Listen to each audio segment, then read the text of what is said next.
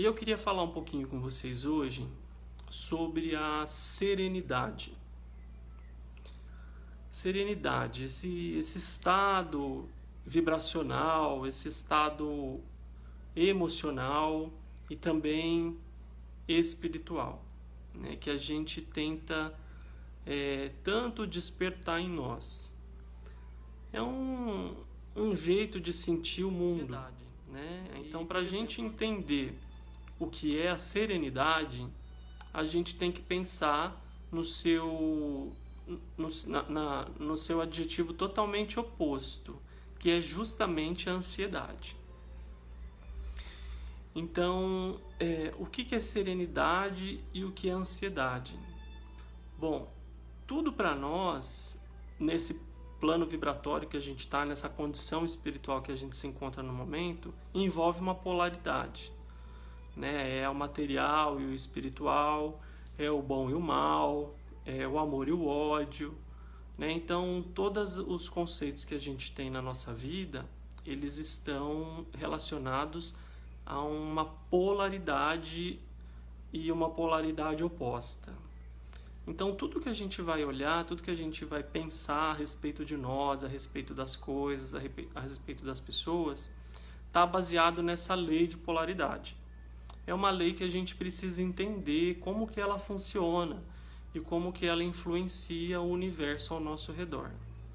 Bom, para falar de serenidade, a gente também tem que falar de ansiedade, né? O que é a ansiedade? A gente pode pensar hoje que o mundo tá bastante ansioso, né? Não só agora, nessa condição que nós estamos, mas assim como a gente estava antes nas nossas atividades do dia a dia. Todo mundo sempre ansioso. Ansioso com as coisas, ansioso com a rotina, ansioso com os acontecimentos, ansioso em função de preocupações financeiras, tudo gerando muita ansiedade. E aí a gente tem, se a gente está num polo muito além do centro para um lado, a gente está distante do polo oposto. Ou seja, nós estamos, enquanto raça humana, enquanto povo, sempre mais distantes da serenidade e mais próximos da ansiedade. Caso algum de vocês sinta que não é isso, pode se considerar uma pessoa muito abençoada, porque a maioria de nós se encontra muito mais ansioso do que sereno no nosso dia a dia. Porém, isso é um problema, né? Isso é um desequilíbrio. Claro, a gente ainda não consegue ser mais sereno do que ansioso, em função das dificuldades que a gente tem, do nosso momento, do momento que a gente vive, inclusive espiritualmente. Mas também não podemos relaxar nessa condição de ser só ansioso.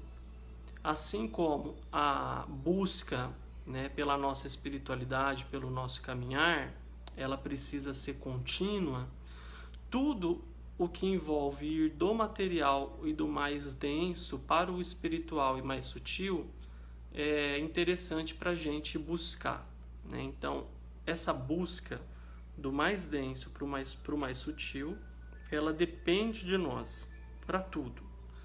E esse é um aspecto muito importante. Então, faz parte do nosso desenvolvimento e do nosso esforço espiritual irmos de um estado de mais ansiedade para um estado de mais serenidade. Isso é uma busca, é uma prática, tem que ter todo um envolvimento nosso, da nossa vontade, para a gente conseguir fazer isso. Mas assim, vamos pensar na maneira como a gente leva a nossa vida, né? No dia a dia, a gente vai vivendo, vai correndo atrás, todo mundo muito ligado ao que é material, né? A gente não pensa muito no espiritual para viver nesse mundo. Então a gente vai, tem nosso trabalho, ganha o nosso dinheiro, paga as nossas contas, supre as nossas necessidades materiais. E assim a gente passa uma boa parte do nosso dia, do nosso tempo, envolvidos nessa busca constante de desenvolvimento físico e material.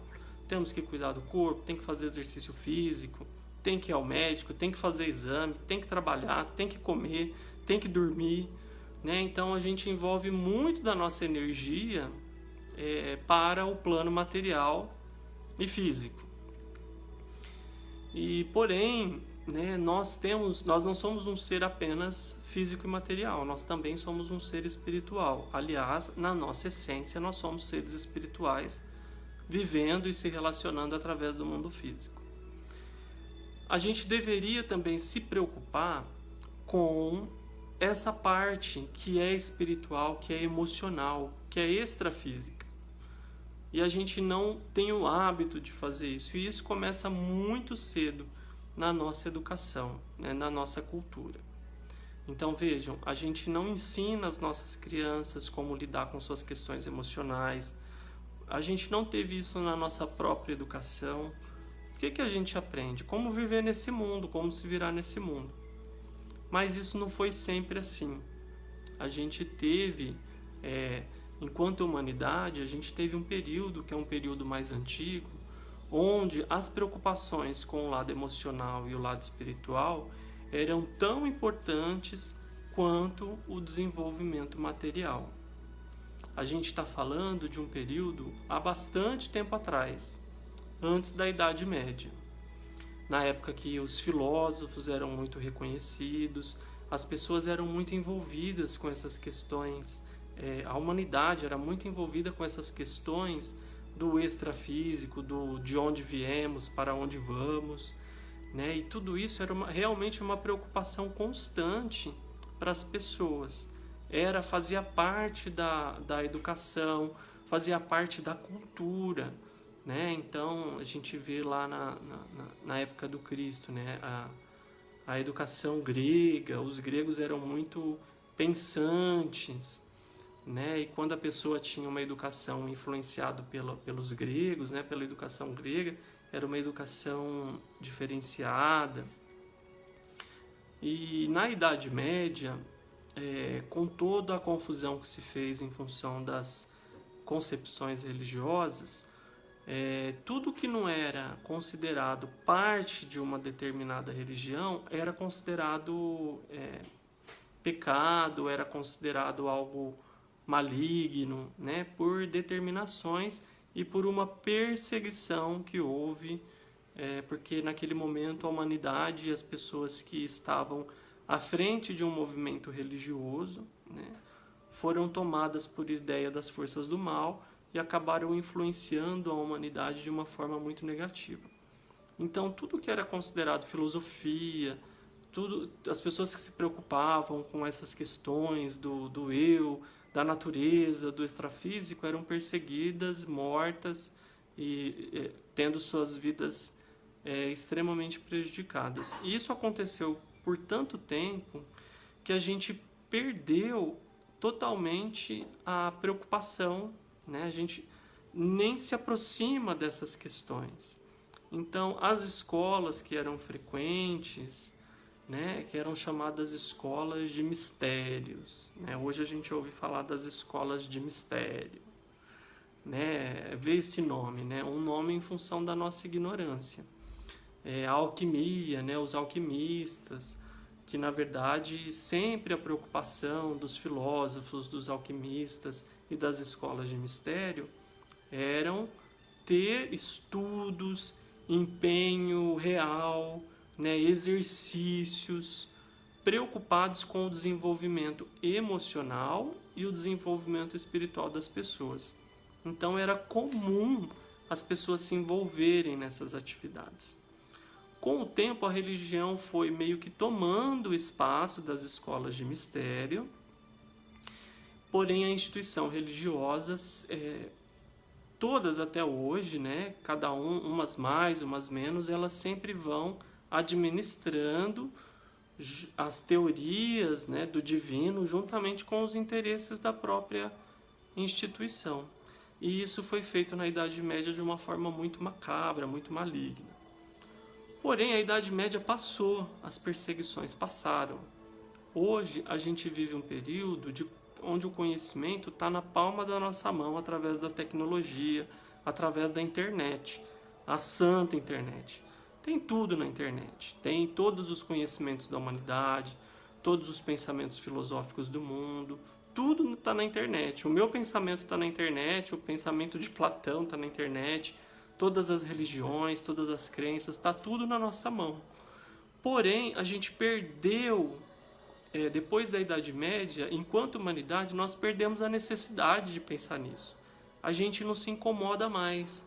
Mesmo com a vinda do Espiritismo, através de Kardec, que era para ter sido algo que nos influenciasse de uma forma muito maior, até mesmo porque agora a maioria das pessoas é letrada, né? As maiorias das pessoas conseguem pegar o texto e ler.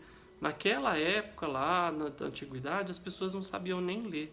Esses conhecimentos das escolas de mistérios eram passados assim de boca a boca, né? De pessoa para pessoa. Funcionava muito mais naquela época do que hoje, que a gente tem tudo na nossa mão.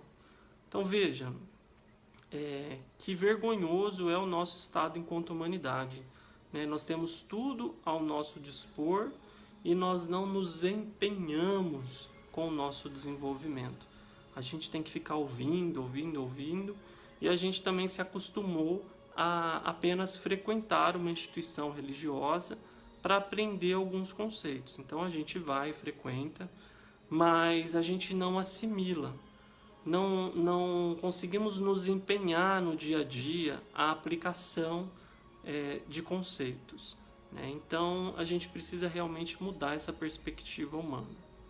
Precisamos sim nos envolver com essas questões para não pensar só no desenvolvimento físico, né? Porque a gente só pensa no desenvolvimento físico e quando a gente começa a sentir algum desequilíbrio, por exemplo, a ansiedade, né? Que a gente estava falando da serenidade e da ansiedade.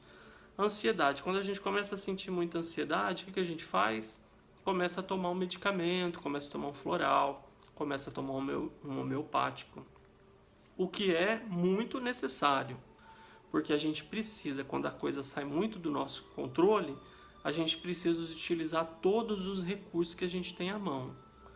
Porém, a gente precisa saber também que a ansiedade é a ausência da serenidade. Então, se eu estou muito ansioso, é porque eu não estou praticando a serenidade. Se eu ainda não sou um espírito que consigo estar num estado de serenidade maior, automaticamente, com a minha própria energia, eu preciso buscar estar em serenidade, eu preciso buscar esse estado, eu preciso sentir esse benefício. Se eu estou muito ansioso, é porque eu não estou praticando a serenidade. Como que eu vou praticar a serenidade? Ficando calmo, fazendo meditação, estando em contato com a natureza, tendo momentos que me induzem a estar num estado sereno. Então eu vou descobrir se eu gosto de cantar, eu preciso cantar. Se eu gosto de caminhar, eu preciso caminhar. Se eu gosto de viajar, eu preciso viajar. Mas não são só coisas que precisam de dinheiro, são coisas simples, né? Se eu gosto de estar com uma pessoa e num ambiente, eu preciso estar com essa pessoa e preciso estar mais nesse ambiente. Experiências que nos façam ficar mais serenos. Aliás, o medicamento, mesmo os florais, fazem isso com a gente, né? Os florais de Bach e todos os outros florais, você toma, qual que é a condução, né? Você toma aquilo que está ausente no seu corpo e na dinâmica do seu emocional.